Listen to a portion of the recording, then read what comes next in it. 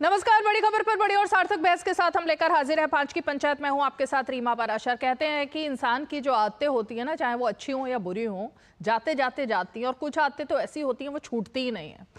लग रहा है कि राहुल गांधी की भी जो आदतें हैं, अब अच्छी तो आदतें क्या हैं वो तो पता नहीं, लेकिन जो बुरी आदतें हैं वो लगता है छूट नहीं रही हैं उनकी। विदेश की धरती पर पांव रखते ही राहुल गांधी को सिर्फ एक ही एजेंडा समझ में आता है कि भारत में ये बुराई है, भारत में वो बुराई है, भारत में ऐसा नहीं हो रहा, भारत में वैसा नहीं हो रहा। मतलब भारत की बैशिंग उसके खिलाफ में जितनी भी हो सकती है वो राहुल गांधी विदेश की धरती पर पहुंचते ही शुरू कर देते हैं। अब नया और ताजा बयान फिर से आया है राहुल गांधी का, और वो है चुनाव आयोग के खिलाफ। ताजा तो नहीं कहेंगे क्योंकि भारत में भी वो यही बात कह चुके हैं। जैसे ही महाराष्ट्र चुनाव के नतीजे आए थे, राहुल गांधी ने झारखंड पर बात नहीं की थी लेकिन महाराष्ट्र पर बात की थी और कहा था कि चुनाव आयोग पूरी तरह से खत्म हो चुका है, सारी बातें चुनाव आयोग की जो है वो सरकार के पक्ष में होने लगी हैं। तमाम ऐसी बातें उन्होंने कही थी। यही उन्होंने बात बॉस्टन में जाकर कह दी। जैसे ही पहुंचे वहां पर उन्होंने फिर शुरू कर दिया उलाहना देना भारत को, भारत में कमियां निकालनी शुरू कर दी, कहना शुरू कर दिया चुनाव आयोग बिक चुका है, चुनाव आयोग खत्म हो चुका है, चुनाव आयोग निष्पक्ष नहीं है, चुनाव आयोग सरकार के एजेंडे पर काम कर रहा है। ये तमाम बातें उन्होंने की तो बीजेपी ने सवाल खड़े कर दिए हैं। आज बड़ा बयान दे दिया बीजेपी ने, देशद्रोही तक कह दिया कि कोई भी भारत से जो प्रेम करता होगा वो इंसान, नेता कभी ऐसा बयान नहीं देगा विदेश की धरती पर जाकर, लेकिन कोई देशद्रोही होगा जो कि ऐसी बात कर सकता है। सिर्फ बीजेपी नहीं बल्कि महाराष्ट्र से लेकर अलग अलग राज्यों तक राहुल गांधी के इस बयान के खिलाफ और उनके इस प्रचलन जो उन्होंने एक शुरू कर दिया है ना, उसके खिलाफ सवाल खड़े हो रहे हैं। पूछा जा रहा है मंशा क्या है, किसके इशारे पर हो रहा है, किस डीप स्टेट की बात हो रही है, कहां से राहुल गांधी को ये एजेंडा दिया जाता है, कौन है जो राहुल गांधी की विदेश में स्क्रिप्ट लिखता है। ये तमाम सवाल होंगे, जवाब होंगे, लेकिन सबसे पहले एक बार फिर जरा आपको सुना देते हैं वो बयान जिसको लेकर आज ये मुद्दा चर्चा में था, उस पर जो बयानबाजी हुई है, क्योंकि मुख्यमंत्री महाराष्ट्र के देवेंद्र फडणवीस उन्होंने भी जवाब दिया है। सब सुनते हैं, उसके बाद मेहमानों का रुख करेंगे।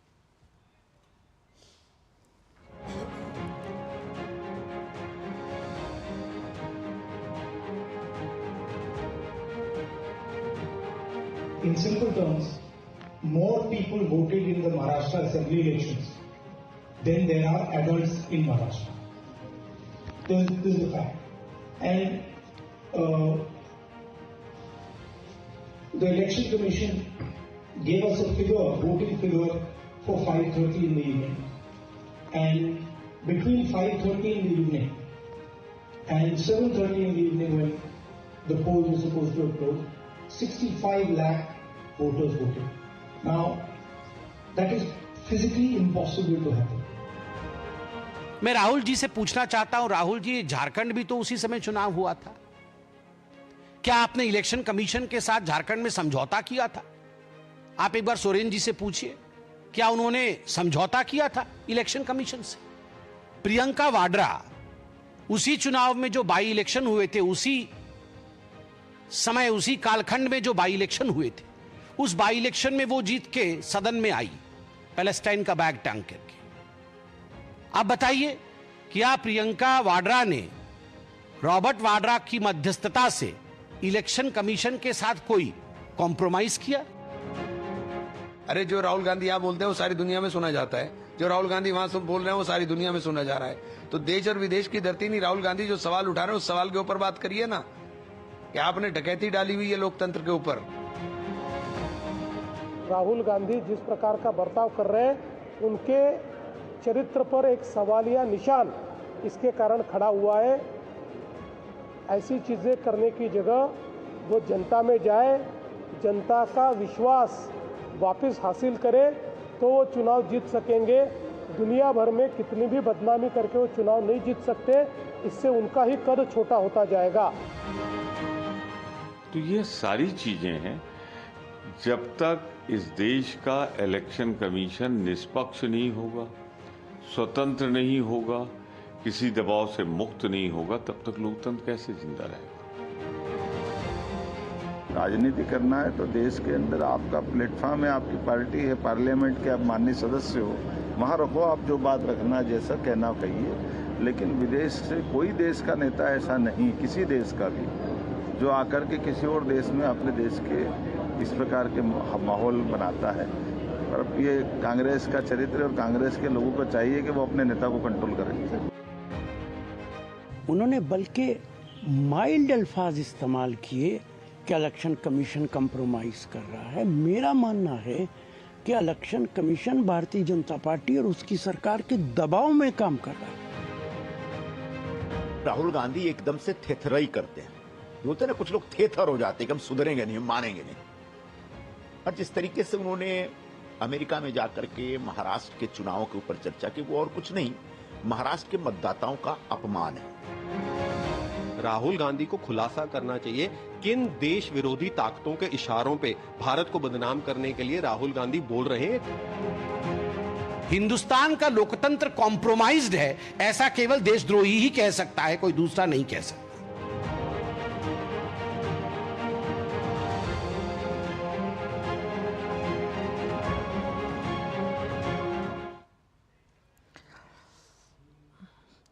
बड़े सारे बयान आए हैं। एक ने तो कह दिया है नेता ने कि राहुल गांधी को चाइल्ड सिंड्रोम है।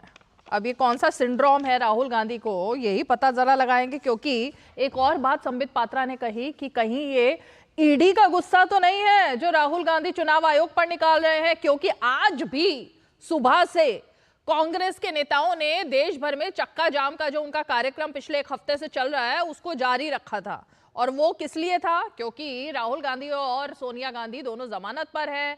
नेशनल हेराल्ड केस में उनके खिलाफ चार्जशीट दायर हो चुकी है। इसके खिलाफ देश भर में आज भी चक्का जाम चल रहा है। तो कहीं ईडी का गुस्सा तो नहीं है जो चुनाव आयोग पर विदेश की धरती पर जाकर निकाला जा रहा है।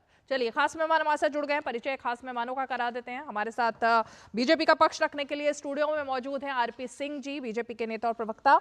साथ ही हमारे साथ कांग्रेस पार्टी का पक्ष रखने के लिए डॉक्टर शिवानंद हुलियालकर जी, कांग्रेस पार्टी के नेता, आज पहली बार जुड़ रहे हैं। हमारे साथ महेश चौहान जी जुड़ गए हैं जो कि एनसीपी शरद पवार गुट के प्रवक्ता हैं। साथ ही हमारे साथ कृष्णा हेगड़े जी हैं जो कि नेता हैं और प्रवक्ता हैं शिवसेना के। लेकिन डॉक्टर शिवानंद जी, शुरुआत आज आप ही से करनी पड़ेगी। जी रेमा जी, ये चाइल्ड सिंड्रोम है, ईडी का गुस्सा है जो चुनाव आयोग पर उतर रहा है, क्योंकि झारखंड नहीं दिखता, महाराष्ट्र दिखता है। और महाराष्ट्र में भी क्या दिखता है? आधा अधूरा ज्ञान, और वो भी विदेश की धरती पर। देखिए, राहुल जी ने अमेरिका दौरा पे जाके बॉस्टन में ब्राउन यूनिवर्सिटी में जो सच्चाई बोला है, तो इतना मिर्ची बीजेपी को लगने की कोई जरूरत नहीं है, सच्चाई रखा है। दूसरी बात, देश के पंतप्रधान नरेंद्र मोदी जी को डोनाल्ड ट्रंप ने तो बुलाया नहीं, और ये खुद जाके अपॉइंटमेंट लेके जयशंकर जी दोनों गए। बोला मोदी जी गला भेंट नहीं है। राहुल गांधी को ट्रंप ने बुलाया है क्या? 56 इंच छाती लेके गए थे राहुल अपना नरेंद्र मोदी जी। हाँ। चुपचाप बैठो, मैं 26 टेरिफ लगा रहा हूँ, और उनके सामने हाथ कड़ी डाल के माता भगिनी कितने लोगों को लेके आ गए भारत को। हमारा देश के पंतप्रधान नरेंद्र मोदी जी, पूरा 140 करोड़ जनता का अपमान हुआ है। मैं महाराष्ट्र पुणे से हूँ। महाराष्ट्र में रीमा जी जो गड़बड़ी हुआ है ये सच है। शिरडी में एक ही बिल्डिंग में 7000 वोटिंग बढ़ा दिया। कामठी करके इधर एक डिस्ट्रिक्ट में जब लोकसभा इलेक्शन हुआ, वहां कैंडिडेट को 1,36,000 से हम चुन के आए थे, और उधर ही सेम वोटिंग अभी हुआ 34,000 वोटिंग बढ़ गया। अच्छा, वोटिंग बढ़ा तो बढ़ने, तो कोई हमको एतराज नहीं है। हम इलेक्शन कमीशन को इतना ही बोल रहे हैं, भाई इलेक्शन वोटिंग बढ़ा है तो हमको दिखा दो ना, रिकॉर्डिंग दे दो। देखिए, इलेक्शन कमीशन खुद बोल रहे हैं रीमा जी कि 5:30 बजे 5:30 को बता रहे हैं उन्होंने 58%, रात को 11:30 बता रहे हैं 61%, और दूसरा दिन 3:30 बजे बता रहे हैं 67.6%। ये क्या चल रहे हैं? कहाँ है कानून, कहाँ है संविधान? वोटिंग कितने बजे तक हुई थी? देश को पंतप्रधान नरेंद्र मोदी जी, अमित शाह जी, आज भी लोकतंत्र का हत्या हो रहा है रीमा जी। देखिए, सुप्रीम कोर्ट चीफ जस्टिस था खन्ना साहब को, चंद्रचूड़ साहब को उन्होंने हटा दिया क्योंकि डरे हुए नरेंद्र मोदी और अमित शाह जी। उन्होंने दोनों मिलके, देखिए, सुप्रीम कोर्ट चीफ जस्टिस को हटाने का कोई संबंध नहीं था। अरे प्राइम मिनिस्टर कोई भी हो, चुनाव आयोग की बात हो रही है, बॉस्टन की बात हो रही है, कहां से कहां पूरा देश घूम आया आप। एक मिनट भाई, सुनिए सुनिए सुनिए सुनिए डॉक्टर शिवानंद जी, पूरा देश घुमा लिया आपने तो मुझे इतने एक सवाल के जवाब में। अभी रुकिए ना, पूरा शो बचा है अभी। आपने शुरुआत बॉस्टन से की, फिर आप ट्रंप पर ले आए, फिर आप चुनाव आयोग पर भी आ गए, फिर आप महाराष्ट्र भी पहुंच गए, फिर अब आप उसके बाद इलेक्शन कमीशन से लेकर नीचे आकर के सुप्रीम कोर्ट पहुंच गए। रुकिए एक मिनट, आरपी सिंह जी, मेरे ख्याल से बहुत सारे डॉक्यूमेंट्स मैंने देखा था उनके हाथ में हैं चुनाव आयोग के बारे में। पहले इसी को खत्म करते हैं, फिर दूसरे बयान पर जाएंगे। आरपी सिंह जी, सच्चाई बता दीजिए। देखिए, आप महाराष्ट्र से हैं शिवानंद जी, चुनाव का पोलिंग टाइम कितने बजे तक का होता है ये बता दीजिए जरा। कितने बजे तक? नहीं सर, 5 बजे तक नहीं होता जी, आपकी जानकारी के लिए। इस बार नहीं सर, इस बार पोलिंग टाइम आपका 7 बजे तक था। आपको गलतफहमी है, चेक कर लीजिएगा। ठीक है, 7 बजे पकड़ी है, सुनिए, पकड़िए, 7 बजे पकड़िए, ये क्या है? ऐसे नहीं होता है, रूल्स है कुछ। अच्छा चलिए सुनिए तो सही, चलिए 7 बजे पकड़िए, ऐसे नहीं होता। बात तो सुनिए। अभी आपने खुद माना कि 5 बजे तक की परसेंटेज एक थी, वो लगभग 5:30 बजे, मैं 5:30 बजे बोला हूं सर। मेरे पास तो जो इलेक्शन कमीशन का रिकॉर्ड है, मैं उसके हिसाब से बता रहा हूँ। 5 बजे तक थी 58% और रात को 11:30 बजे हो गई 65%, लगभग 6-6.5% वोट। 61%। सर ये मेरे पास तो इलेक्शन कमीशन का डेटा, मैं तो हम तो इलेक्शन कमीशन को मांग रहे, वो नहीं दे रहे। अरे रुकिए, ये इलेक्शन कमीशन की डॉक्टर शिवानंद जी, बीच में नहीं बोलेंगे। एक तो सब अपनी बारी में बोलते हैं। ये इलेक्शन मैंने इलेक्शन कमीशन की वेबसाइट से निकाला है, मेरा कोई निजी कोई इलेक्शन कमीशन में कोई तार नहीं जुड़ा हुआ। ये इलेक्शन कमीशन की वेबसाइट पे है, लगभग 58%, 58.5% था, वो बढ़कर 65% हुआ। सर लोग वोट डालने आए हुए थे, रात को पोलिंग स्टेशन कितने बजे बंद हुए, और आपके हर पोलिंग स्टेशन पे आपके एजेंट थे जिन्होंने डब्बे सील किए हैं, और रात को 12:30 डब्बे सील किए उस दिन रात को। जरा चेक कर लीजिए। अगर आपको नहीं यकीन है तो उसका तरीका ये कि आप कोर्ट जा सकते हैं। आप दुनिया में जाकर भंड क्यों करते हैं? आप भारत का विरोध दुनिया में जाकर क्यों करते हैं? ये कौन सी नेचर है? और ये पहली बार नहीं है, मेरे पास एक लंबी सूची है 10,000। ये अभी सितंबर के अभी हाल के अंदर जाकर इन्होंने कहा कि Bharat is union of state. ये कहा नहीं कहा, भारत यूनियन ऑफ स्टेट है। भारत कन्याकुमारी से लेकर कश्मीर तक एक भारत है, सांस्कृतिक तौर पर एक भारत है। और यही जो ये यूनियन ऑफ स्टेट बोलते हैं, यही गाना वो जो खालिस्तानी है वो बोलता था, अमृतपाल सिंह। दिक्कत यह है कि आप जब बोलते हैं आपके समझ में नहीं आता कि आप क्या बोल रहे हैं और क्यों बोल रहे हैं। आप कहते हैं कि भारत एक डीप स्टेट द्वारा ग्रस्त है, ये लंदन में जाकर मार्च 2023 में बोला। कश्मीर में हिंसा हो रही है, बड़ा बुरी तरह हिंसा हो रही है, उसी कश्मीर में जाकर ये लंदन में फिर 23 मार्च का बयान है। और वहाँ जाकर बर्फ़ के गोलों के साथ खेल खेलते अपनी बहन के साथ, और फिर कहते हैं कि वहाँ पर हिंसा हो रही है। सर आप कहाँ से बिना बात के मनगढ़ंत मनोहर कहानियाँ जाकर पढ़ते हैं? असल में कहीं ना कहीं मेरा आरोप बड़ा सीधा है, कहीं ना कहीं इनको कोई डीप स्टेट वहाँ की इनको कुछ फंडिंग करती है, जहाँ इनको कोई कागज देती है जो जाकर बोलते हैं। ये तो इस प्रकार के अरनागल आरोप, और ये पहली बार नहीं, इन्होंने यहाँ तक कहा कि चीन बहुत अच्छा देश है, चीन के अंदर प्राकृतिक विकास हो रहा है। ये चीन की तारीफ कसीदे कसते हैं। ये भी लंदन में बोला इन्होंने। लंदन में जाकर बोले जैसे रूस यूक्रेन में कर रहा है वैसे चीन लद्दाख में कर रहा है। कहाँ भाई लद्दाख और यूक्रेन का मामला कंपेयर कर लिया? कहाँ भारत और आपने चीन का मामला भारत और रूस का मामला कंपेयर कर लिया? असल में क्या कि ये सबका सब वो बोलते हैं जो इनको एक चिट्ठी या कागज या पत्र ये मिल जाता है, उसी के अनुसार ये जाकर बाहर जाकर भारत की भंड पीटते हैं। मैं 2 और मेहमानों का रुख करूं, लेकिन डॉक्टर शिवानंद सवाल मेरा यही है, इसी से ही अब जरा आगे बढ़ जाते हैं क्योंकि बाकी का जो फोरम है उसके लिए खोलेंगे हम। वो सवाल ये है कि अब तो विपक्ष के नेता है राहुल गांधी, कोई ऐसे वैसे छोटे मोटे नेता नहीं है, विपक्ष के नेता हैं संसद में जब वक्फ पर बोलने की बारी आती है तो राहुल गांधी नहीं होते हैं, लेकिन विदेश की धरती पर कुछ भी बोलने की बारी आती है तो राहुल गांधी पहुंच जाते हैं भारत के खिलाफ बोलने के लिए। तो ये क्या मजबूरी है? यही वो डीप स्टेट, यही वो फंडिंग, यही वो पीछे से निकली हुई स्क्रिप्ट, तभी सवाल खड़े होते हैं। रीमा जी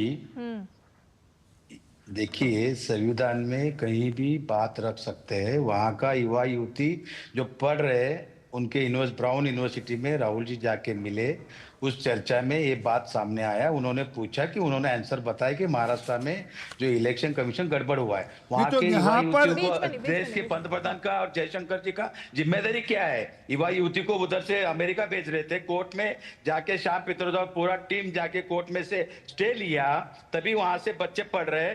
कहाँ रोजगार है महाराष्ट्र इंडिया में? कहाँ 2 करोड़ नौकरी का क्या हुआ? बेरोजगार चरम पथ पर है। किसान बिल ले या 700 किसान मरे, उस बारे में बात नहीं कर रहे। 2 करोड़ नौकरी की बात नहीं कर रहे। 15 लाख रुपए अकाउंट में नहीं आया। हाँ, मेक 100 सिटी करने वाले थे, उस बारे में बात नहीं कर रहे हो। आज महाराष्ट्र में गड़बड़ी हुआ है तो हुआ है, सबूत के साथ हम बता सकते हैं। कृष्णा हेगड़े जी को फ्रेम में लाइए अब। नहीं, एक मुझे जवाब छोटा देना। देखिए रीमा जी, हमने कोर्ट में गए थे, इन्होंने नरेंद्र मोदी अमित शाह जी जल्दबाजी करके सुप्रीम कोर्ट चीफ जस्टिस को 19 को डेट था, उसके पहले चीफ जस्टिस खन्ना साहब को हटा दिया। दूध का दूध पानी का पानी होना चाहिए था। देखिए अभिषेक मनु सिंघवी जी, पवन खेड़ा सर और नाना पटोले जी, मैं खुद दिक्कत ये है डॉक्टर शिवानंद, 2 बार जाके डॉक्टर शिवानंद जी, दे रहे CCTV, doctor Shivanand, voting black white voting जो हुआ है 65 डॉक्टर शिवानंद, दिक्कत क्या है मैं बता देती हूँ। डॉक्टर शिवानंद सुनिए ना, अरे रुकिए एक मिनट।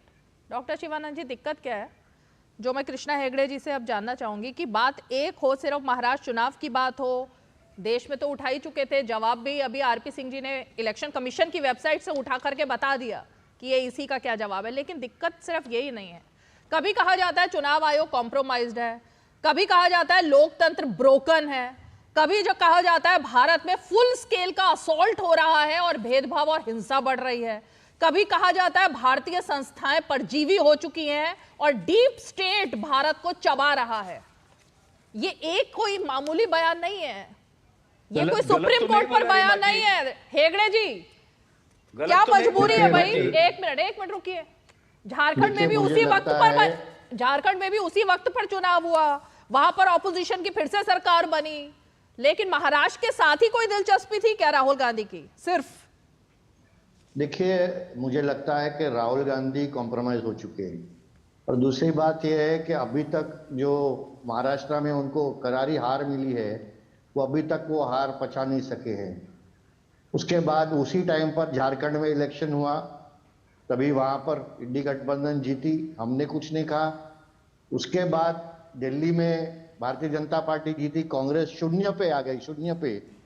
उसके बारे में राहुल गांधी बात नहीं करेंगे, लेकिन राहुल गांधी जो बात करेंगे उसमें कोई तत्व नहीं है। मैं आपको बताना चाहता हूं, 2004 में लगभग 30 लाख वोटर असेंबली इलेक्शन और लोकसभा इलेक्शन के बीच में ज्यादा हमने रजिस्टर किया, यानी जनता आके रजिस्टर कर ली।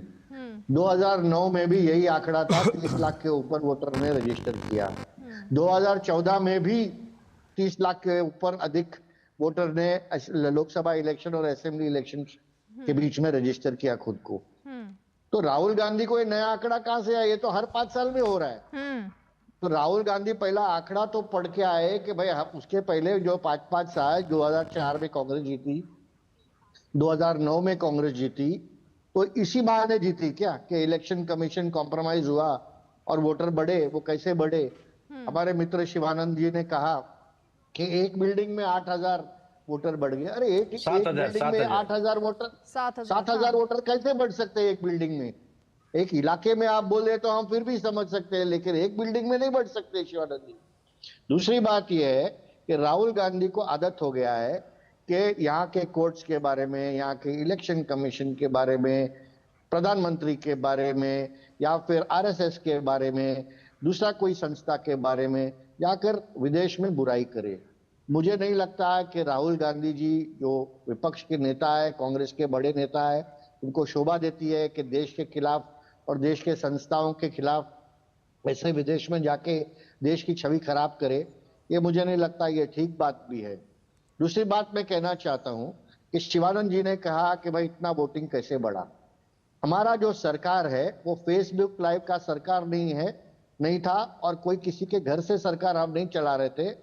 हमारे तीनों नेता, एकनाथ शिंदे जी, देवेंद्र फडणवीस जी, अजित दादा जी, लोगों के बीच में जाके काम कर रहे थे और महाराष्ट्र की जनता ने उन पे विश्वास किया। जो हमारी लाड़की बहन स्कीम थी, जो हमारी फ्लैगशिप स्कीम थी, वहां पर 7% अधिक महिला आकर हमारे लिए मतदान किया और इसके लिए वोटर का आंकड़ा बढ़ गया। तो राहुल गांधी को पहले आंकड़े तो देखना चाहिए, आंकड़ों की जांच करनी चाहिए। ये बेसिक ज्ञान है जो मेरे ख्याल से किसी को भी पता होगा, लेकिन डॉक्टर शिवानंद जी नहीं समझ में आ रहा है। महेश चव्हाण जी, शायद राहुल गांधी का यही बयान है जिनकी वजह से, यही स्पेसिफिक यही बयान था जिसकी वजह से आप ही के अलाए उमर अब्दुल्ला, उन्होंने कहा था राहुल गांधी की जो बातें हैं बड़ी बचकानी हैं। उन्होंने खुद ही ये बात स्वीकारी थी कि इस तरीके की बातें नहीं करनी चाहिए। जम्मू कश्मीर में सरकार बन जाती है बीजेपी के अगेंस्ट वाली, मतलब ऑपोजिशन की, झारखंड में बन जाती है, तेलंगाना में बन जाती है, कर्नाटक में बन जाती है, लेकिन दिखता सिर्फ कर्नाटक नहीं दिखता, दिखता सिर्फ महाराष्ट्र है, हरियाणा है, दिल्ली है। तो महेश चव्हाण जी, शरद पवार जी भी शायद इसी वजह से शरद पवार जी भी डाउटफुल थे कि राहुल गांधी को नेता इंडी अलायंस का माना जाए या नहीं माना जाए। लेकिन अब तो कुछ तो समझाएंगे ना। रीमा जी, सबसे पहली बात यह है कि राहुल गांधी जी ने आज जो बयान दिया है यूएसए में जाकर, वो बयान वो चुनाव नतीजों के दिनों से दे रहे हैं। ऐसा नहीं है कि वो आज पहली बार उन्होंने वो बयान दिया है, पब्लिक डोमेन में ये उनका बयान उपलब्ध है। ऐसे नहीं है कि अमेरिका को आज राहुल गांधी के दौरे के दरमियान ही इस बारे में पता चला। तो ऐसा कहना गलत होगा कि बाहर जाकर वो बदनाम कर रहे हैं। ये आपको पता है, जो सार्वजनिक डोमेन में जो बयान उपलब्ध होते हैं उसे एक्सेस पूरी दुनिया का होता है, उसमें अमेरिका भी होगी। तो ये गलत होगा, क्योंकि बीजेपी क्या कर रही है, इसका इशू बनाने की कोशिश कर रही है। जो मुद्दा है उसे बाजू में रख के इसका इशू बनाकर राहुल गांधी जी को बदनाम करने का अभी इस मुद्दे पर कायम है क्या महेश जी? आप भी इस मुद्दे पर कायम है कि महाराष्ट्र चुनाव में धांधली हुई है? 100% धांधली हुआ है रीमा जी। महेश जी बोलेंगे। महेश जी झूठ नहीं बोल रहे हैं। हाँ महेश जी। रीमा जी का कोई सुनता ही नहीं है रीमा जी। अच्छा रुकिए, आ रही हूँ आपके पास, सबको मौका देने दीजिए ना, रुकिए जरा एक सेकंड। हाँ महेश जी। हाँ रीमा जी, देखिए, अमेरिका जहां पर राहुल गांधी जी ने ये बयान दिया और जिस पर अभी यहाँ पर चर्चा हो रही है, वो अमेरिका खुद बैलेट पेपर पे इलेक्शंस करता है और हम लोग यहाँ ईवीएम पे इलेक्शन कर रहे हैं। ये डिफरेंस है, ये जानना चाहिए पहली बात। ईवीएम किसके शासनकाल में शुरू हुआ था? सुनिए ना। ईवीएम किसके शासनकाल में शुरू हुआ, उससे ज्यादा महत्वपूर्ण है कि उसका दुरुपयोग कौन कर रहा है। अच्छा, ओके रीमा जी, ये मेरा कहना है। अभी आपके पास कोई सबूत है दुरुपयोग के? अरे बीच में मत बोलिए ना। नहीं, आपके पास सबूत है कोई दुरुपयोग के? आप आरोप लगा रहे हैं, दुरुपयोग के सबूत है? आपके बीच में नहीं बोला।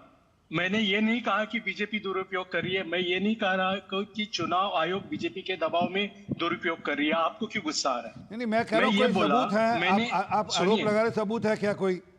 सुनिए, मुझे ये पता है, पूरी दुनिया को पता है, जब भी चुनाव आयोग पर कोई भी आरोप लगता है, बीजेपी सबसे पहले उन्हें बचाने भाग कर आती है। वो क्यों भाग कर आती है, ये आप जनता से बताइए। तो सुनिए ना महेश जी, आपने जो पॉइंट रखा, मैं उसी पे आप ही से काउंटर सवाल पूछ रही हूँ कि ऐसा क्यों है कि झारखंड में आरोप नहीं लगता है कि चुनाव आयोग बिका हुआ है और दुरुपयोग हो रहा है? तेलंगाना में क्यों ये आरोप नहीं लगा? कर्नाटक में क्यों ये आरोप नहीं लगा? जम्मू कश्मीर में क्यों ये आरोप नहीं लगा? सिर्फ उन्हीं राज्यों में क्या चुनाव आयोग बिक जाता है, निष्पक्ष नहीं होता जहां बीजेपी है? ये मतलब दोनों में आपको कॉन्ट्राडिक्शन नहीं लगता ऑपोजिशन के सवाल पर? रीमा जी, मैं तो ये कहता हूँ कि झारखंड हो, जम्मू कश्मीर हो, महाराष्ट्र हो, गुजरात हो, कोई भी स्टेट हो, सभी राज्यों में बैलेट पेपर पे लिया जाए। नहीं, वो एक अलग मुद्दा है, वो अलग मुद्दा है, वो एक अलग मुद्दा है। प्रोसेस क्या हो वो अलग मुद्दा है, लेकिन चुनाव आयोग निष्पक्ष नहीं है, ये आरोप इन राज्यों में नहीं है क्या? मैं यही कह रहा हूँ कि अभी आप जो आरोप कर रही है ना, वो मैंने आरोप कर रही, मैं तो सवाल पूछ रही हूँ आपसे। ओके, अच्छा, आपके सवाल को मैं जवाब दे रहा हूँ रीमा जी कि हम तैयार हैं, जहां हम जीते हैं वहां भी बैलेट पेपर पर फिर से चुनाव लीजिए। हम तैयार हैं। हम कहाँ बोल रहे हैं कि जहां हम जीते वहां मत लीजिए और जहां बीजेपी जीते वहां लीजिए। ओके, आरपी सिंह जी जवाब दीजिए। यार एक बार मैं चाहूंगा आप कृपा कर अभी उमर अब्दुल्ला को लाइन डायल करिए, फोन डायल करिए और बोलिए क्या चुनाव दोबारा कराने को तैयार हैं वो बैलेट पेपर से? करिए ना, पता लग जाएगा आपको जवाब। आप तैयार है क्या वो बताइए आरपी सिंह जी। उनकी नहीं आप तैयार है, बीजेपी तैयार है क्या, ये बताइए सुनिए ना। आप देश को हम तो तैयार है, मैं कह रहा हूं देश को, अरे आप तो देश को पीछे ले जाना चाहते हैं। आप दुनिया में मैंने टोका नहीं था आपको। अमेरिका की पॉपुलेशन कितनी है और भारत की पॉपुलेशन कितनी है? आप लोग मतलब किस आधार पर मेरे ख्याल से जब ईवीएम इंट्रोडक्शन हुआ था, ये पूरा प्रोसेस जो है ये चर्चा का विषय बना, इस पर पूरा गहन चिंतन हुआ, भारत के मुताबिक चिंतन हुआ और भारत के जनसंख्या के मुताबिक, यहाँ की चुनाव पद्धति के मुताबिक ईवीएम को अपनाया गया। आप अमेरिका से कैसे भारत को कंपेयर कर रहे हैं? और दूसरा कंपेयर नहीं कर सकते। जापान की आप देखिए, जापान की पॉपुलेशन देखिए, सबकी पॉपुलेशन कम है, तो इसका मतलब ये हो गया कि भारत की पॉपुलेशन ज्यादा है, इसके लिए उधर बैलेट पेपर पे नहीं होने चाहिए। उसमें बैलेट पेपर का महेश जी को लगता है वो जमाना याद नहीं है फिर कि बिहार में क्या होता था, गोली चलती थी और बैलेट पेपर गायब हो जाते थे, वो जमाना याद है? बंगाल में क्या होता था वो जमाना याद है महेश जी? आप कहां देश को ले जाना चाह रहे हो? रीमा जी सुनिए, बीजेपी की सरकार है, सही है देश में, तो बीजेपी की सरकार में ये कैसे होने देंगे? नहीं, ये होता है बंगाल और बिहार में तो हमारी सरकार नहीं थी। रीमा जी मुझे जवाब देना है। बंगाल और बिहार इशू ये नहीं है, इशू बैलेट पेपर का नहीं है, इशू है कि वो विदेश जाकर भारत को क्यों बदनाम करते हैं, और ये पहली बार नहीं कर रहे, हर बार करते हैं। विदेश जाकर सिखों को कहते हैं कि नहीं एक मिनट, बड़ा विषय है, वहाँ विदेश जाकर एक सिख बच्चों को कहते हैं कि आप सेकंड क्लास सिटीजन हो भारत के अंदर। उनकी हिम्मत कैसे हुई? मेरा चैलेंज जो कार्य करे वो ये बयान भारत में देखकर देखे, मैं मुकदमा ठोकूंगा उनके खिलाफ। वो इस प्रकार की जाकर भाषा इस्तेमाल करते हैं भारत में बाहर जाकर और कहते हैं कि सरदार लोग वहाँ पर सेकंड क्लास सिटीजन है, शर्म नहीं आती उनको। दुनिया है, पाकिस्तान जाके बिना बताए बिरयानी खा के आया, क्या बात कर रहे हैं? वो देश के प्रधानमंत्री हैं, वो देश के प्रधानमंत्री हैं, वो देश के गुनाह किया। राहुल गांधी ने गुनाह किया, राहुल गांधी देश विरोधी है, राहुल गांधी देश विरोधी है, इसलिए इस प्रकार के बयान देते हैं। इसलिए वो पढ़ता है जो चाइना को पढ़ने के लिए कहता है, वो सब वो बोलते हैं जो चाइना को कहता है पढ़ने के लिए। पाप किया ऐसा नरेंद्र मोदी बोला है, मेरे पास सबूत के साथ बोलता हूँ साहब। क्या नरेंद्र मोदी जी ने बाहर देश में जाके मैं भारत में पैदा हुआ, मैं कौन सा पाप किया? ये देशद्रोही नहीं है? एग्जैक्ट बताइए, ये सही आपने जो अभी बयान दिया वो पूरा बयान नहीं है, पूरा बयान बताइए मुझे, क्योंकि पूरा बयान पता है इसलिए मैं आपको काउंटर कर रही हूँ। आप पूरा बयान बताओ जरा। देखो रीमा जी, जब देश के प्रधानमंत्री नरेंद्र मोदी जी अमेरिका गए थे ट्रम्प के प्रचार के टाइम, और उसके बाद जी एक मिनट रुकिए, आ रही हूँ। उसके बाद प्रेस कॉन्फ्रेंस हुआ, उसमें नरेंद्र मोदी जी बोला मेरा मैं पैदा कितना दुर्भाग्य, मैं कितना पाप किया रहेगा, मैं भारत में पैदा हुआ। ये देशद्रोह, ये नहीं बोला, कौन सा देशद्रोही है? कौन सा देश का प्यार है? दिखाने का एक और हिंदू खतरे में अभी है। हिंदू रीमा जी, ये नहीं बोला था उन्होंने, सही बयान बोलिए। अभी फिर बोल रही हूँ आपको, सही बयान बोलिए। ये नहीं बोला था उन्होंने क्या बोला था फिर मैं आपको बताऊंगी, इसलिए आप ही बता दो क्या बोला था सही। आप गलत बोल रहे हो रीमा जी।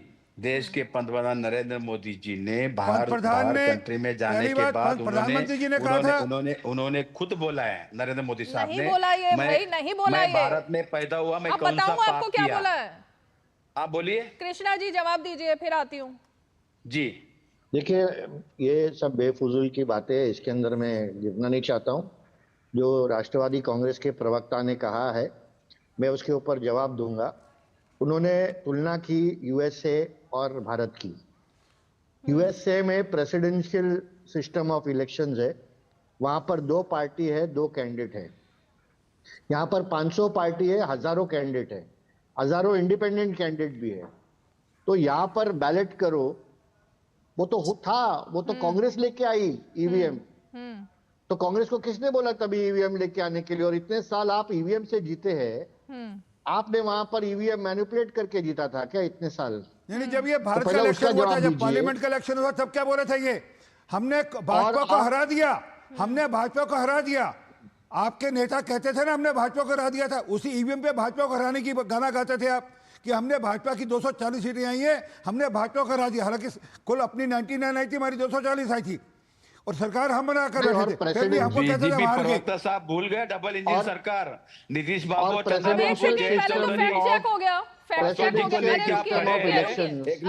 और मल्टी पार्टी डॉक्टर शिवानंद को हम तुलना नहीं कर सकते। चेक किया है अभी मैं आपको, क्योंकि आपने गलत बोला ना, मैं उसका फैक्ट चेक तुरंत करती हूँ, शो के दौरान ही, बाद के लिए रखती ही नहीं। तो फैक्ट चेक हो गया है कि भारत के अपमान के दावे के साथ कांग्रेस पार्टी ने जो वीडियो, एडिटेड वीडियो प्रधानमंत्री नरेंद्र मोदी का दिखाया, जिसमें कि बताया गया कि कैसे उनको भारत में पैदा होने पर, जो अभी आपने बात बोली ना, वो एडिटेड गलत वीडियो था। असली वीडियो मैं बता देती हूँ जो पीएम ने बोला था। पीएम ने कहा था कि पहले की सरकारों की कई नीतियों की वजह से लोग देश छोड़कर जाना चाहते थे, सरकार की कई नीतियों की वजह से, और लोगों को ऐसा लगता था कि विदेशों की बजाय, मतलब भारत में रहने की बजाय विदेशों में वो काम करे। ये असलियत में बोला था, लेकिन जो वायरल क्लिप हुई उसमें एडिट करके प्रधानमंत्री को दिखाया गया कि पिछले जन्म में क्या पाप किया था जो हिंदुस्तान में पैदा हो। ये कांग्रेस का एडिटेड वीडियो था, ये फैक्ट चेक है। कांग्रेस एडिट ये किया फैक्ट नहीं, चेक है, सच्चाई सामने अरे सर सच्चाई ये है। अब आपने गलत बोला, स्वीकार कर लो। किसी ने एडिट नहीं किया। ये एडिटेड वीडियो था जो आपने दिखाया इतने दिनों तक, सच्चाई वाला वीडियो ये था। अभी मैं प्ले भी कर दूंगी अगर आप चाहो। नरेंद्र मोदी जी ने जिस तरह से सीबीआई, ईडी, इनकम टैक्स, संविधान, हाँ आप देखिए देश के वाइस प्रेसिडेंट जगदीश सर बोल रहे हैं जगदीप धनखड़ जी मिसाइल है, सुप्रीम कोर्ट को, चीफ जस्टिस को डरा रहे, धमका रहे, धमकी दे रहे। राहुल गांधी पर डिबेट कर रहे हैं हम आज। राहुल गांधी विदेश की धरती पर जाकर क्या क्या बोल रहे हैं। अभी तक डॉक्टर शिवानंद ने ये जो 10 अहम बयान है राहुल गांधी के, जो मैं नोट करके लाई हूं आज, 10 अहम बयान 2014 से लेकर 26 विदेश यात्राओं में जो विवाद किया उन्होंने पैदा भारत के खिलाफ, उस पर अभी तक आपने डॉक्टर शिवानंद एक सवाल का जवाब सीधे नहीं दिया। तो अब मैं ब्रेक के बाद आती हूं, कोशिश करूंगी आप राहुल गांधी पर एक बार बोलो। हाँ, राहुल गांधी पर बात करेंगे। एक छोटा सा ब्रेक लेते हैं। बात नहीं सच्चे। Assam tea and the culture around it is so unique and integral to the identity of Assam that we can't even think of Assam without tea. 200 glorious years of Assam tea. The saga will continue for many more centuries to come.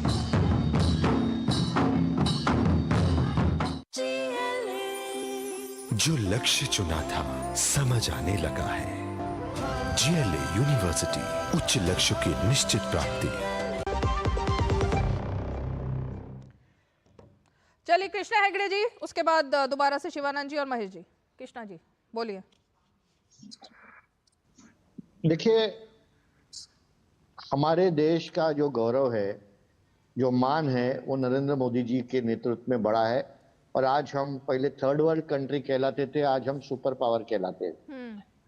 और ऐसे एक प्रधानमंत्री जिन्होंने भारत को एक बुलंद आवाज पूरे दुनिया में दिया, उनके बारे में टिप्पणी करना, हमारे संस्थाओं के खिलाफ बोलना, सुप्रीम कोर्ट हो, इलेक्शन कमीशन हो, जैसे आरपी सिंह साहब ने कहा, सिखों का अपमान बाहर जाकर करना, दूसरे कम्युनिटीज का अपमान करना, ये शोभा नहीं देती। और मुझे लगता है अभी तो राहुल गांधी सुधरेंगे। दूसरी बात यह है कि राहुल गांधी के नेतृत्व में लगभग कांग्रेस 90 इलेक्शन हार चुकी है। तो राहुल गांधी उसका आंकड़ा क्यों नहीं देते कि 90 इलेक्शन क्यों जीत नहीं पाए, वो हर बार हारते क्यों है। ओके। और आने वाले दिनों में भी दूसरे अपना जो हार का ठेकरा दूसरे के ऊपर फोड़ना, ये राहुल गांधी का अभी आदत बन गया है। दिल्ली इलेक्शंस के पहले ही उन्होंने कुछ कहा था महाराष्ट्र के बारे में, और बाद में उनको मालूम पड़ा अगले दिन के दिल्ली में शून्य में उनको मिला है। तो राहुल गांधी ने ये सोची समझी बात की है, वो आंकड़े के ऊपर बात नहीं कर रहे हैं। और आज भी संस्थाओं के खिलाफ बाहर जाके बात करना और उसके ऊपर पब्लिसिटी लेना, ये राहुल गांधी का आदत हो गया है। गए बार पार्लियामेंट में जब वक्त अमेंडमेंट बिल था, पहले 2 दिन तो राहुल गांधी वहां पर एब्सेंट थे। क्यों नहीं बात करते राहुल गांधी वहां पर वक्त अमेंडमेंट बिल के बारे में? उनको अगर इतना मुसलमानों के ऊपर ख्याल था, वक्त के ऊपर उनको बात करनी थी, उनको उसका तत्व रखना था, तो राहुल गांधी कहाँ थे पार्लियामेंट में? ठीक है। तो राहुल गांधी जी को रिस्पॉन्सिबल लीडर ऑफ अपोजिशन बनना है, रिस्पॉन्सिबल एक लीडर बनना है हमारे देश का। हर बार कोई पार्लियामेंट का सेशन चलता है तो राहुल गांधी थाईलैंड में दिखते हैं या इटली में दिखते हैं, लेकिन पार्लियामेंट में कभी नहीं दिखते।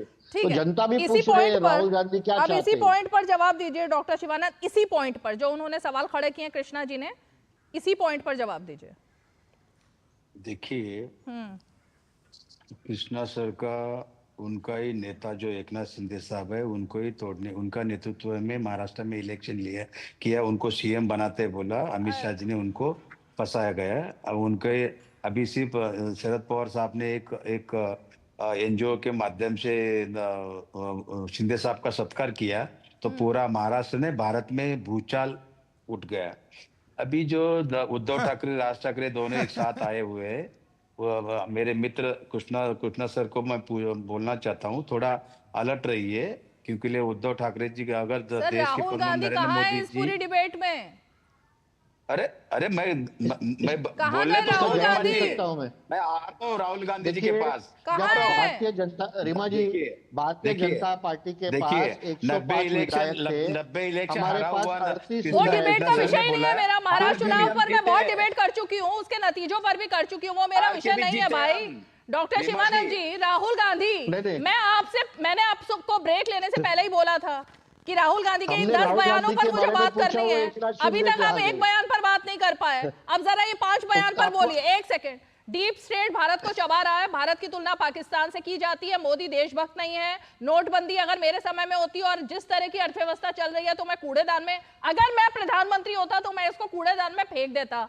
भारत में डर और नफरत का माहौल है, सरकार नफरत फैलाने में मस्त है, भारत में सहनशीलता नहीं रही, भारत में दब दब के रहना पड़ता है। ये तमाम बयान क्यों दिए जाते हैं भाई? भारत की धरती पर तो दिए नहीं जाते, विदेश की धरती पर जाते ही देने शुरू हो जाते हैं। अब किसी पर बयान देना, किसी पर। ठीक है रीमा, दे रहा हूँ। देखिए, जब से देश के प्रधानमंत्री नरेंद्र मोदी जी 2014 से लेके 2025 तक सीबीआई, ईडी, इनकम टैक्स, अच्छा तो ईडी वाली बात आ गई ना। अरे एक सेकंड, सब कुछ मिसयूज कर रहे हैं। और हमारा नेता राहुल गांधी जी, सोनिया गांधी जी, कांग्रेस के बड़े बड़े नेताओं के लिए नोएडा में रीमा जी मेरे को बोलने दीजिए। हाँ बोलिए। नोएडा में हमारा नेता के अगेंस्ट में हर महीना बीजेपी की तरफ से पैसा जा रहे कि इनके पप्पू करो, सोनिया गांधी जी के बारे में गलत लिखना। नहीं, पप्पू के बातों में बीजेपी ने 2 करोड़ रुपए हर महीना खर्चा कर रहे हैं सोशल मीडिया के लिए, कांग्रेस की बदनामी करने के लिए। सुनिए, कांग्रेस के बारे में गलत। अरे तो कांग्रेस बोलिए, आप खुद पप्पू बोल रहे हो पप्पू के बारे में। नहीं, मैं नहीं, बीजेपी वाले ने गलत। बीजेपी से तो अभी तक तो आरपी सिंह जी ने पप्पू नहीं बोला, आपने बोला। हमने पकड़ा गया, आपने बोला अभी पप्पू। आप खुद ही पप्पू बोलते हो, सैम पित्रोदा पप्पू बोलते हैं कि राहुल गांधी पप्पू नहीं है। हम तो बोल ही नहीं रहे ना बीजेपी ने बोला अभी तक पप्पू। बीजेपी वाले ने सुपारी ली है। अरे सर, अभी आपने पप्पू बोला ना। नहीं, बीजेपी वाले ने सुपारी ली है। पप्पू किसने बोला शो पर? राहुल गांधी का नाम लेकर मैं बात कर रही हूँ, पप्पू आप बोल रहे हो और फिर आप कहते हो कि मीडिया बोलती है। आप तोड़ मरोड़ के बात मत रखिए, आपने बोला ना अभी पप्पू। करने दीजिए, मेरे को बात करने दीजिए रीमा जी। आपने अभी क्या बोला? आपने क्यों बोला कि पप्पू के लिए नोएडा में पैसे दिए जाते हैं? बीजेपी प्रवक्ता मत बनिए, मेरे को मेरा बात रखनी थी। आपने नोएडा का नाम लिया और ये कहा कि मीडिया को पैसे दिए जा रहे हैं, तो मैं बोलूंगी भाई। डॉक्टर शिवानंद, किसको पैसे दिए? चैनल का नाम बताइए। सोनिया गांधी जी मेरी माँ। चैनल का नाम बताइए। बदनामी किया है लोगों ने, सोशल मीडिया में सुपारी देकर बदनामी किया है। क्या बात कर रहे हैं? क्या बदनामी? अरे सोशल मीडिया पे डाल के इतना बदनामी किया। अरे क्या बदनामी की, बताइए ना।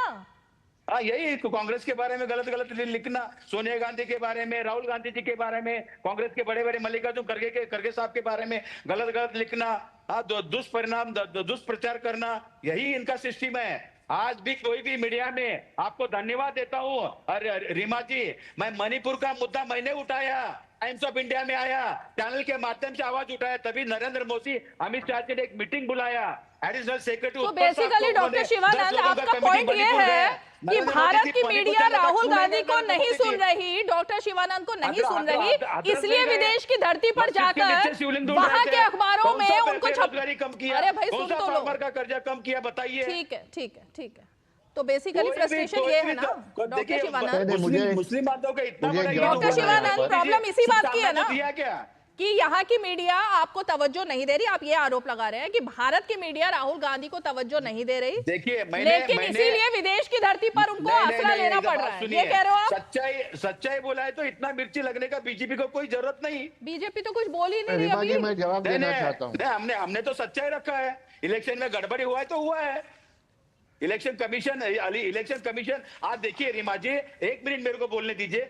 सुप्रीम कोर्ट चीफ जस्टिस को हटाने का कौन सा आप एक ही बात बोलते रहोगे तो पूरे शो में सर इतना समय नहीं है कि मैं सुप्रीम कोर्ट पर चर्चा करूं 1 घंटे तक बैठ करके। यहाँ मैं राहुल गांधी के बयानों पर चर्चा कर रही हूँ, भारत की बदनामी कर रहे हैं वो, उस पर चर्चा कर रही हूँ। आपको सुप्रीम कोर्ट पर लेकर आने क्या है ये? क्योंकि महाराष्ट्र में गड़बड़ी किया, हरियाणा में गड़बड़ी किया, मैं सबूत के साथ हम सुप्रीम कोर्ट में फाइट कर रहे हैं। हम तो करिए ना, किसने मना किया? महाराष्ट्र में इलेक्शन दोबारा लगाएंगे। अरे किसने मना किया सुप्रीम कोर्ट में फाइट करने के लिए? करिए, वो सबका लोकतांत्रिक हक है। इलेक्शन हमको डाटा, राहुल गांधी कह रहे हैं लोकतंत्र मर चुका है, लेकिन कहाँ मरा है यही तो देख रहे हैं। अमित शाह जी दबा के रखे हैं। महेश चौहान जी जवाब दीजिए।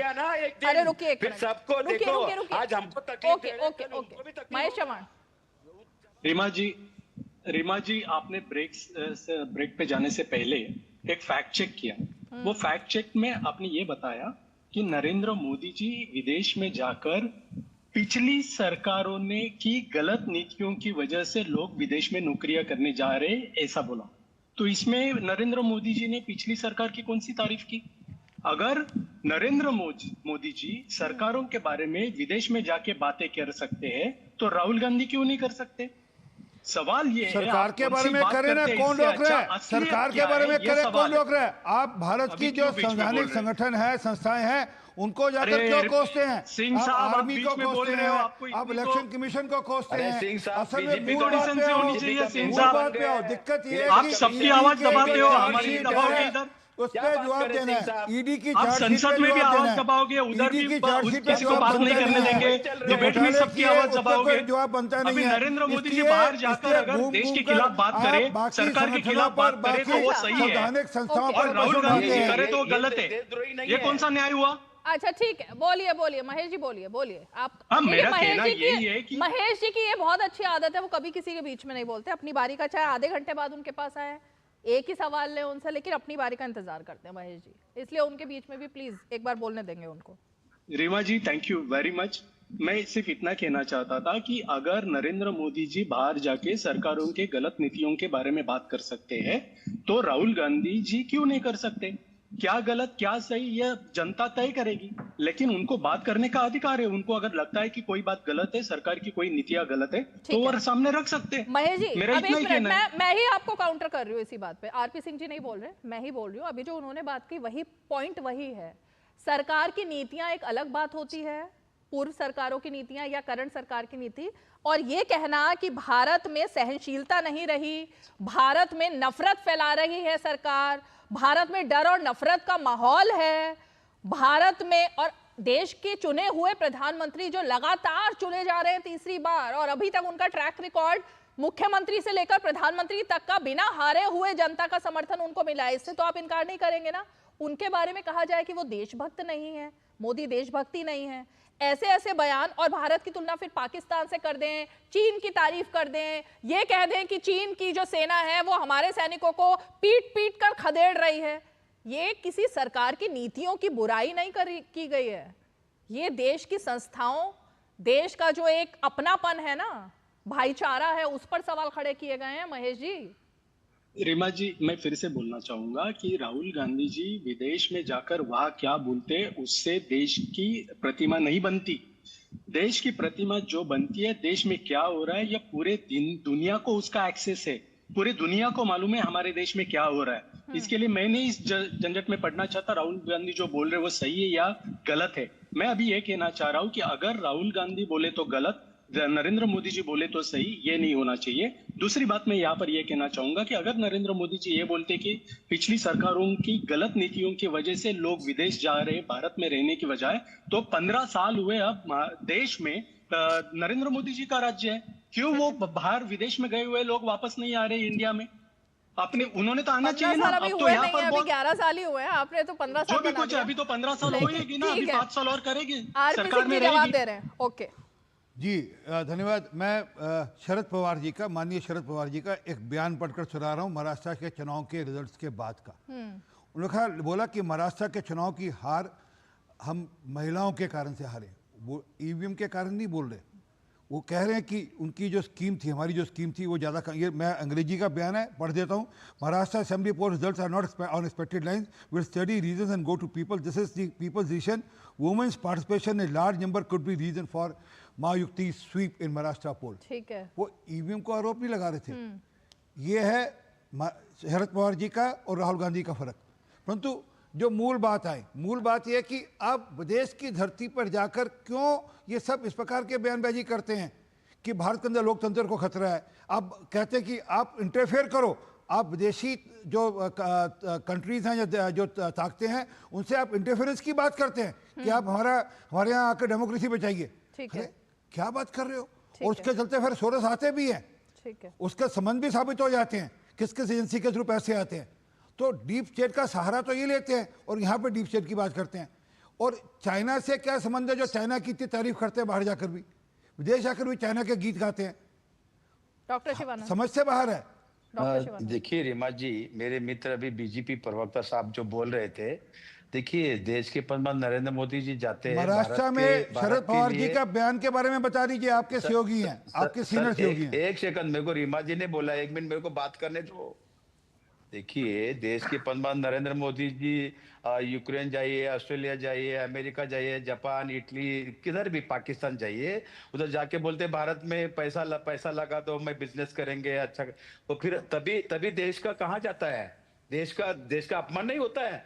कोई भी उद्योग धंधा, ये उल्टा देश का बढ़ावा हो गया, दिमाग ठीक है, देश के में कोई दिमाग ठीक है। एक मिनट बात कुछ दिमाग, अरे कुछ व्हाट्सएप यूनिवर्सिटी में लगता है सारी रात बैठकर व्हाट्सएप यूनिवर्सिटी देखते हैं। नरेंद्र मोदी जी बात रखे तो ये क्या अपमान हुआ? हाँ, अरे कहे क्यों नहीं, हम विदेशी इन्वेस्टमेंट मांग रहे हैं, हम तो कह रहे हैं फॉरेन इन्वेस्टमेंट आने की, क्या बुराई है?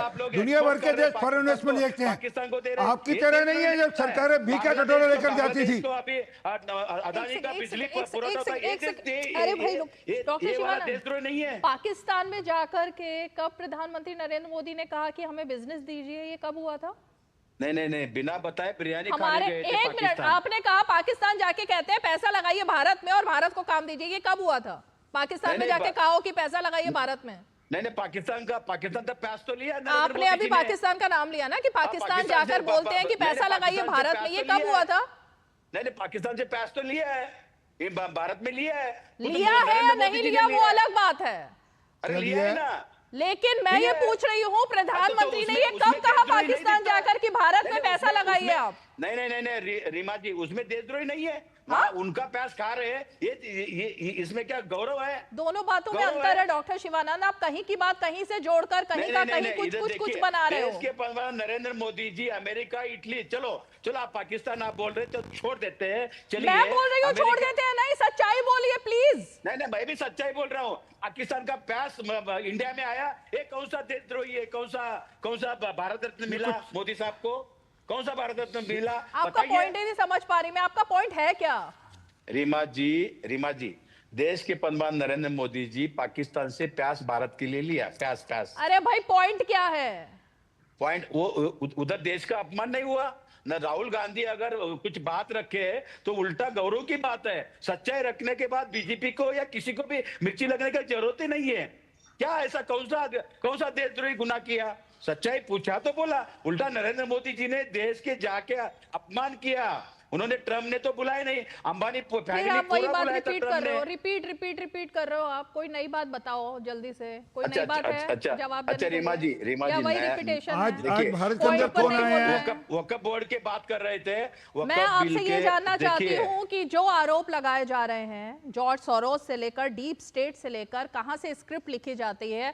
कभी सैम पित्रोदा को हटा दिया जाता है, फिर चुनाव के बाद उनको वापस ले लिया जाता है, फिर सैम पित्रोदा की स्क्रिप्ट आती है, फिर राहुल गांधी लगातार विदेश में जाकर इस तरह की बात करते हैं। ये जो तमाम आरोप लग रहे हैं जिसकी वजह से आपके अलाइज आपसे छिटक गए हैं, राहुल गांधी को अलग कर दिया है, ममता बनर्जी अलग हो गई, अरविंद केजरीवाल अलग हो गए, शरद पवार भी न्यूट्रल हो गए हैं, उमर अब्दुल्ला अलग हो गए हैं, इन सब का कोई जवाब है डॉक्टर शिवानंद? धमका रहे ममता बनर्जी को।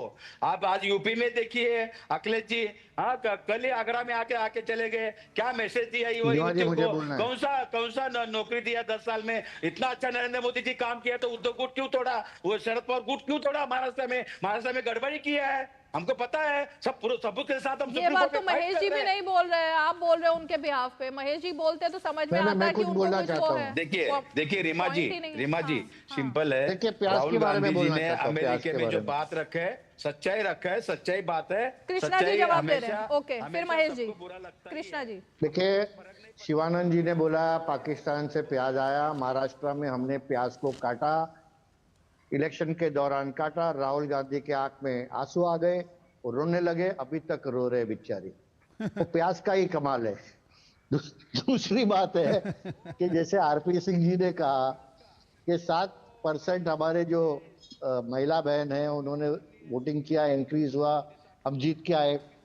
आपने डॉक्टर शिवानंद जी हमारे मित्र हैं, उनको 10 क्वेश्चन पूछा राहुल जी के बारे में, वो एकनाथ शिंदे जी के बारे में के पास आ गए। तो एकनाथ शिंदे जी के बारे में भी मैं बताता हूँ।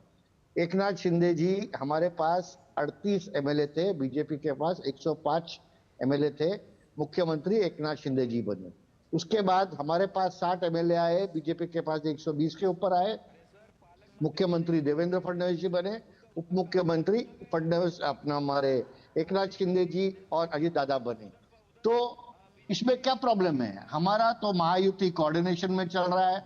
लेकिन मैं आपको एक बात बताना चाहता हूं कि राहुल गांधी ने हमारे सम्माननीय मनमोहन सिंह जी का भी अपमान किया। दूसरे ये सब संस्थाओं के छोड़िए, मनमोहन सिंह जी का भी अपमान किया। डॉक्टर शिवानंद सुनिए, बहुत गंभीर आरोप लग रहा है। एक मिनट सुनिए, गंभीर आरोप लग रहा है। जब मनमोहन सिंह जी ने एक ऑर्डिनेंस निकाला, राहुल गांधी ने खुलेआम प्रेस कॉन्फ्रेंस में वो ऑर्डिनेंस फाड़ दिया।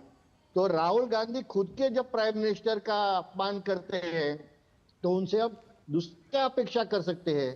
और ये सच बात है कि नहीं? डॉक्टर हमारे शिवानंद जी बताए मैं सच बोल रहा हूँ कि नहीं? इसमें झूठ क्या है? वो तो कैमरों के सामने हुआ था भाई, उसमें कैमरों के सामने हुआ है, इसमें कोई छुपाने वाली बात ही नहीं है। वो तो सब कैमरों के सामने हुआ। लेकिन महेश चव्हाण जी को फ्रेम में लेकर आइए। महेश जी, मेरा आपसे सीधा यही सवाल है कि बार बार राहुल गांधी की विश्वसनीयता पर सवाल खड़े हो रहे हैं, उनकी लीडरशिप पर सवाल खड़े हो रहे हैं। इंडिया अलायंस भी अब तो बिखर गया ना पूरी तरीके से, और जो इंडिया अलायंस को छोड़कर गया उन्होंने राहुल गांधी पर ही निशाना साधा है। तो महेश जी, आपने भी अभी इसी शो में अपने एक तरीके से अपने आप को इससे अलग कर लिया ना राहुल गांधी के बयान से कि आपको उस पर नहीं बोलना है। तो किरकिरी करवा ही रहे हैं ना राहुल गांधी। तो क्या ये वक्त आ गया है कि एक बार अनाउंसमेंट हो ही जाए अब राहुल गांधी के बारे में इंडिया अलायंस में? देखिए राहुल, मैंने पहले भी कहा, अब भी फिर से कह रहा हूं कि राहुल गांधी क्या बोल रहे हैं और असलियत क्या है, ये दो अलग अलग बातें हैं। हाँ। अगर राहुल गांधी बोल रहे हैं वो गलत है तो बात सही है आप जो कह रही है, लेकिन अगर राहुल गांधी जो बोल रहे हैं वो असलियत भी वही है तो फिर उसको विचार होना चाहिए। और मैं यही कह रहा हूँ कि जनता देख रही है, जनता को असलियत मालूम है, जनता को राहुल गांधी क्या बोल रहे हैं वो भी मालूम है। राहुल गांधी के बोलने पर जो सवाल उठ रहे हैं वो सिर्फ बीजेपी उठा रही है, बाकी कोई नहीं उठा रहा है। ये मेरा कहना है यहाँ पर। और दूसरी बात सभी लोग उठा रहे हैं महेश जी, सभी सवाल खड़े कर रहे हैं कि आखिर ऐसी क्या मजबूरी है राहुल गांधी की, विदेश की धरती पर लैंड करते के साथ ही राहुल गांधी एकदम भारत के खिलाफ हो जाते हैं। ये तो सभी सवाल खड़ा कर रहे हैं। रीमा जी, मैं ये कह रहा हूँ कि राहुल ऐसा नहीं है, एक मिनट, मैं ये कह रहा हूँ कि ऐसा नहीं है कि राहुल गांधी जी जाके जो बयान करते हैं वो सिर्फ विदेश की धरती पर करते हैं। राहुल गांधी जी उनके स्टेटमेंट्स यहाँ देते रहते हैं। आज जो उन्होंने स्टेटमेंट किया है चुनाव आयोग के बारे में, वो चुनाव के नतीजे के दिन से वो ये स्टेटमेंट्स कर रहे हैं। ये सब स्टेटमेंट सार्वजनिक डोमेन में उपलब्ध है। दुनिया को, पूरी दुनिया को उसका एक्सेस है। ठीक है, तो मेरा आपसे और शिवानंद जी को जरा फ्रेम में लाइए। आप दोनों से मेरा एक सीधा सवाल है। नहीं, एक मिनट नहीं, सवाल सुनिए, सवाल। अच्छा कृष्णा जी, एक मिनट सवाल सुनिए, 2 सेकंड रुकिए। मेरा सीधा सवाल है कि अब बिहार में और बंगाल में चुनाव है, तो क्या आप दोनों की पार्टियां, कांग्रेस पार्टी और खैर मेरे ख्याल से अब शरद पवार जी की पार्टी का तो इतना दोनों ही स्टेट में कुछ नहीं है, लेकिन क्योंकि आप अलायंस है तो क्या आप इन दोनों ही चुनाव में बॉयकॉट कर रहे हैं? क्योंकि ईवीएम से ही चुनाव होगा, चुनाव आयोग ही चुनाव करवाएगा, तो क्या बंगाल के चुनाव से और बिहार के चुनाव से खुद को अलग कर रहे हैं? डॉक्टर शिवानंद आप भी और महेश जी आप भी।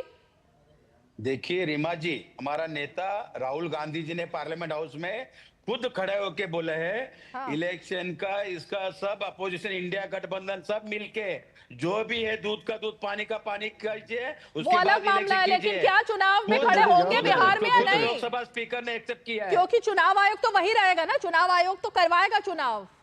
अब आप लोग बॉयकॉट कर रहे हैं या साथ में है, ये बताइए डॉक्टर शिवानंद। नहीं, देखिए इलेक्शन रूल एंड रेगुलेशन संविधान के हिसाब से होगा तो हम साथ में है, और जरूर है। मतलब अगर इंडिया आपकी गठबंधन- सरकार बनेगी तो रूल्स के हिसाब से होगा, और अगर बाई चांस आप लोग हार गए और फिर से एनडीए की सरकार बनी तो रूल्स नहीं। रीमा जी, बीजेपी को दिक्कत ये हुआ है 10 साल अपोजिशन लीडर नहीं था, अभी राहुल गांधी जी अपोजिशन लीडर अमित शाह जी, नरेंद्र मोदी जी, क्योंकि आपकी सीटें नहीं आई थी इतनी कि बन पाता, इस बार बन गया। कोई तो रखे है। नहीं सर दुख ये है क्या कि सीटें नहीं आई और ऑपोजिशन लीडर नहीं बन पाए, ये वाला दुख है क्या? 100% नरेंद्र मोदी जी, अमित शाह जी, तो जिस तरह से वो लोगों ने मिसयूज कर रहे थे बीजेपी के ए टीम, बी टीम, सी टीम बने, आज देखिए ए बोले तो Amit Shah ji, opposition leader RP बोले सिंह जी तो आपने, अदानी, अगर आप ही के हिसाब से सब चल रहा है आरपी सिंह जी, पूरा देश इस बार बर्बाद राहुल कर रहे गांधी को कैसे बना दिया ऑपोजिशन लीडर? जब 2014 में 2019 में आप लोगों ने जानबूझकर नहीं बनाया तो 2024 में क्यों बनाया? कोई जानबूझ के शिवानंद जी, राहुल गांधी जी ने कन्याकुमारी से लेके जम्मू कश्मीर तक ये जो लोग नफरत धर्म के नाम पे राजनीति करना, भारत पाकिस्तान करना, हिंदू मुस्लिम करना, युवा युवती को मैसेज क्या दे रहे हैं? पाकिस्तान तो आपने किया था, अरे भारत पाकिस्तान तो आपने किया था जो आज तक आप भुगत रहे हैं। मोदी जी जब से भारत पाकिस्तान तो आपकी देन है और आज तक हम भुगत रहे हैं उसको। बन रहे हैं, ये अच्छी बात नहीं है, आगे जाके बहुत अरे भारत पाकिस्तान तो कांग्रेस पार्टी ने किया था, आज तक भारत भुगत रहा उसको। अगर आपने वो पाप ना किया तो आज ये दिक्कत ना होती हमारे साथ। परंतु जो मूल बात पे जाए, वो लीडर ऑफ अपोजिशन अपने आप को मान्य करते हैं, उसी ईवीएम से बने हैं वो। वक्फ बोर्ड का इतना प्यार क्यों आ गए? वक्फ बोर्ड का आज भी जमीन मुकेश अंबानी के पैलेस है, मुकेश अंबानी। 10 सेकंड कृष्णा जी, उसके बाद मेरे पास समय नहीं है। ओके 10 सेकंड जल्दी से। देखिए, राहुल गांधी जी का जो एलिगेशन है सिर्फ महाराष्ट्र पे है। ऐसा सिलेक्टिव एलिगेशन कोई कर सकता है क्या? झारखंड पे एलिगेशन नहीं कर रहे, वेस्ट बंगाल पे नहीं कर रहे, पंजाब पे नहीं कर रहे, ये हमारे कर्नाटक पे नहीं कर रहे, तेलंगाना पे नहीं कर रहे, लोकसभा पे नहीं कर रहे। सिलेक्टिव एलिगेशन है सिर्फ महाराष्ट्र पे, सिर्फ महाराष्ट्र में इलेक्शन कमीशन जल्दी 5 सेकंड। रीमा जी, लोकसभा इलेक्शन हुआ तभी 48 मेंबर ऑफ पार्लियामेंट थे महाराष्ट्र में, 38 शिवसेना, उद्धव गुट, शरद पवार गुट, कांग्रेस। सर जनता के मैंडेट को स्वीकार करना सीखिए। बहुत शुक्रिया सभी खास मेहमान आज की पंचायत में हमारे साथ जुड़े। वक्त यही था कि इजाजत देता है मुझे, शो खत्म करना होगा। बहुत बहुत शुक्रिया, सभी खास मेहमान हमारे साथ जुड़े। और इसीलिए जब जनता के मैंडेट पर ही विश्वास नहीं है, खुद के लीडर ऑफ ऑपोजिशन बनने पर ही विश्वास नहीं है, किसी भी चीज पर विश्वास ही नहीं है, तो अब विश्वास कैसा पैदा किया जाए राहुल गांधी के मन में? ये एक सवाल है, क्योंकि देश के प्रति ही विश्वास नहीं है, एजेंसियों के प्रति विश्वास नहीं है, किसी भी चीज के प्रति विश्वास ही तो नहीं है ना, जो खत्म हो गया राहुल गांधी के मन में।